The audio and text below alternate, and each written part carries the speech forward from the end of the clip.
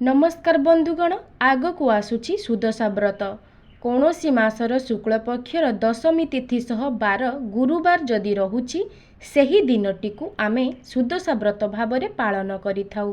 माणबसा गुरुवार पूजा भली सुदशा व्रत मध्य माँ लक्ष्मींकर अत्यंत प्रिय व्रत। एही व्रत करिबा पाई प्रत्येक उत्कलीय नारी माने अपेक्षा करिथांती, से सधवा नारी हुवंतु बा विधवा। सुदशा व्रत करिबा द्वारा माँ लक्ष्मी प्रसन्न होइथांती। माँ लक्ष्मी को आशीर्वादरु माँ लक्ष्मी को कृपारु घरु आर्थिक समस्या दूर होइथाए, घर धन धान्य रे परिपूर्ण होइथाए।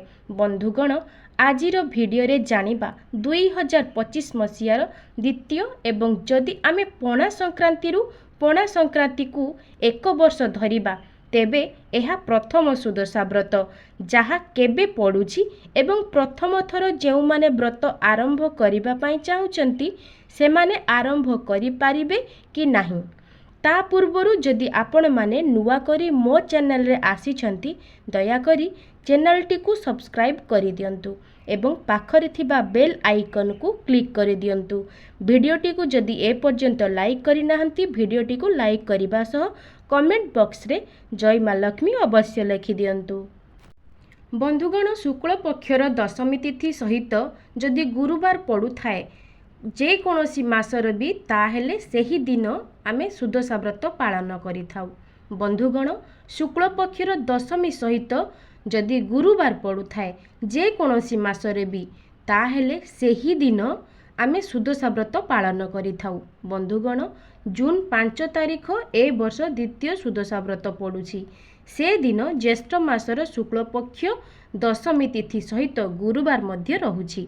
तेणु एही दिनटी अत्यंत गोटे शुभ दिन अटे, कारण एही दिन रे गंगा दशहरा स्नान एवं महाप्रभुंकर राजेन्द्राभिषेक मध्य श्रीमंदिर रे रहुछि।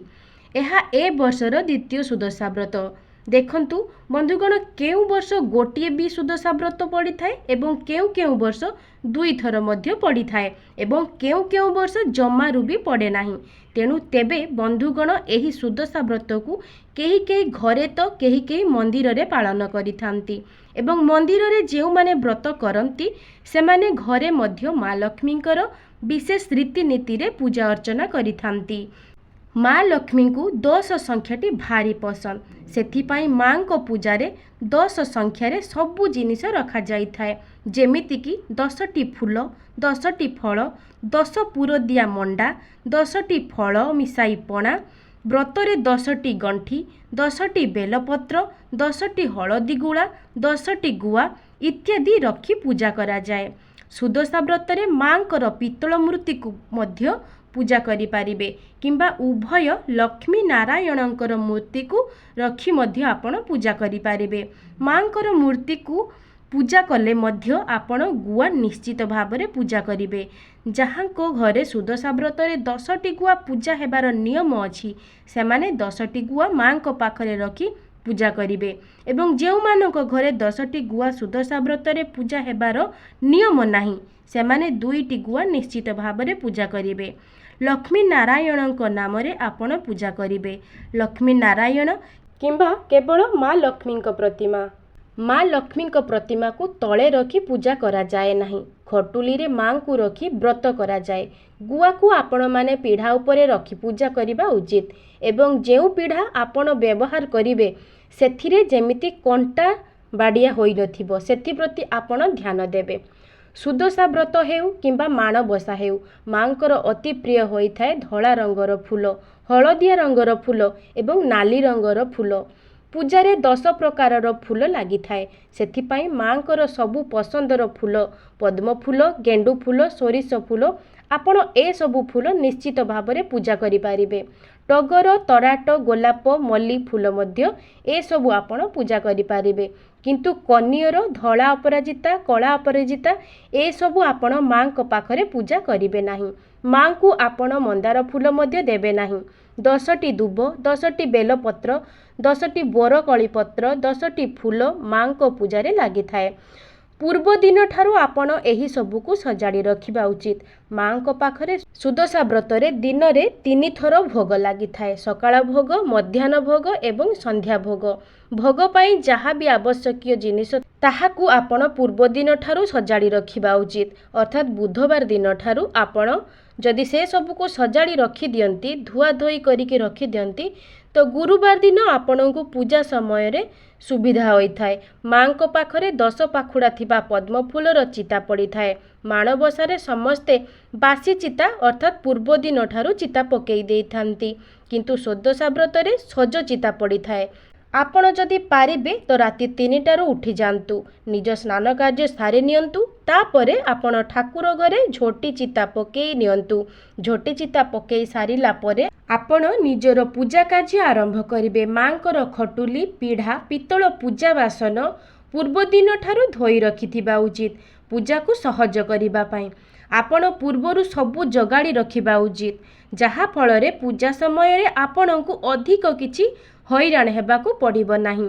मने रखंतु व्रत दिन कला रंगर साड़ी, चूड़ी, टिकिली ए सबु पिंधिबा उचित नुहे, कारण कला रंग को शुभ बोली माना जाई न थाए। माँ को धड़ा, हलदिया, नाली रंग बहुत अधिक पसंद होई थाए।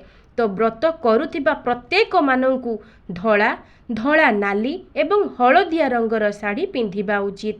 मने रखिबे आपण केबे भी संपूर्ण धड़ा रंगर साड़ी पिंधिबे नाही, कारण एहाकु विधवा मानंकर प्रतीक बोली माना जाई थाए। सधवा नारी माने धड़ा, नाली रंगर साड़ी पिंधिबा उचित, जेउथिरे नाली रंगर फूल किंबा धड़ी रहिथिबो। खाली प्लेन धड़ा रंगर साड़ी पिंधिबा उचित नुहे, किंबा नाली रंगर साड़ी मध्य आपण पिंधि पारिबे। सुदशा व्रतरे घरे कोनोसी भी व्यक्ति आमिष, पियाज, रसुण, पिता, कषा, छतु, मसूर डाली, बासी खाद्य ए सबु खाइबा उचित नुहे। एही दिन अन्य काहा घरे मध्य खाइबा उचित नुहे। केवल आपण निज घरे जहा रोषेई करिथिबे ताकू ही खाइबे। अन्य काहार घरे किंबा बाहर रे कोनोसी भी खाद्य आपण एही दिन खाइबा उचित नुहे। खाइबा पीबा को नियंत्रण करिबा सहित एही दिन निज मन को मध्य संयम रे रखिबा उचित।